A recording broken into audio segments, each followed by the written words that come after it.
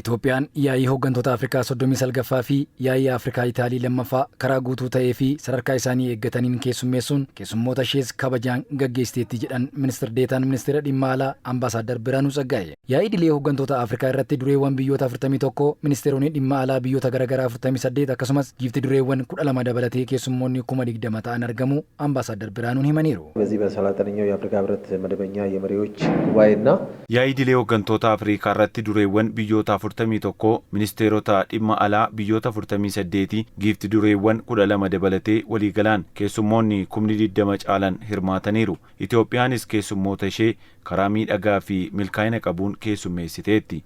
Aadaa keessummaa simachuu Itoophiyaa karaa giddugaleessa godhateen kan yeroo kamiirrayyuu caalaa karaa miidhagaan simachuun sadarkaa biyyattii ol kaasee fi karaa qindaa'aa ta'een keessummeessuun danda'ameera. Yaa'icha cinaatti gama dippiloomaasiitiin mariiwwan gamlamee faayidaa biyyaalessaa Itoophiyaa kabachiisan karaa ministeera muummee Dr. Abiyyii fi ministeera dhimma alaa Dr. Geediyoon Ximitewoosiin mariin milkaa'ina qabu taasifamuu Ambaasaadar Biraanuun ibsaniiru.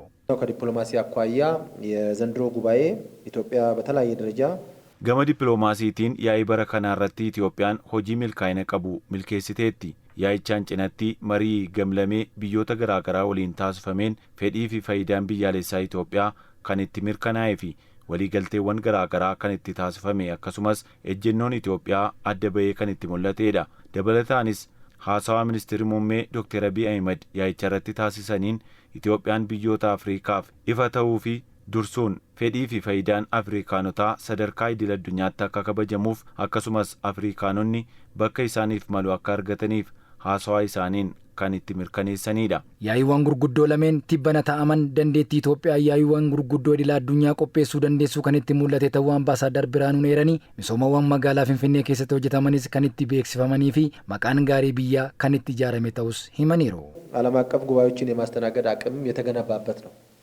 Dandeettii Itoophiyaan sadarkaa idil addunyaatti yaa'iiwwan gurguddoo qopheessuu dandeessu kan itti mul'atedha. Rakkoo tokko malee karaa guutuu ta'een keessummoota 20 caalan keessummeessuun nagaan geggeessuun milkaa'ina olaanaadha. Fuula duraafis yaa'iiwwan gurguddoo qopheessuuf muuxannoon kan itti horatamedha. Gama biraatiin keessummoonni magaalaa Finfinnee dhufan hundi misooma koriidarii fi jijjiirama magaalattii keessatti mul'ate dinqisiifachuun muuxannoo kan itti qooddatan ta'eera. Kanaanis maqaa gaarii biyyaa itti ijaaruun danda'ameera.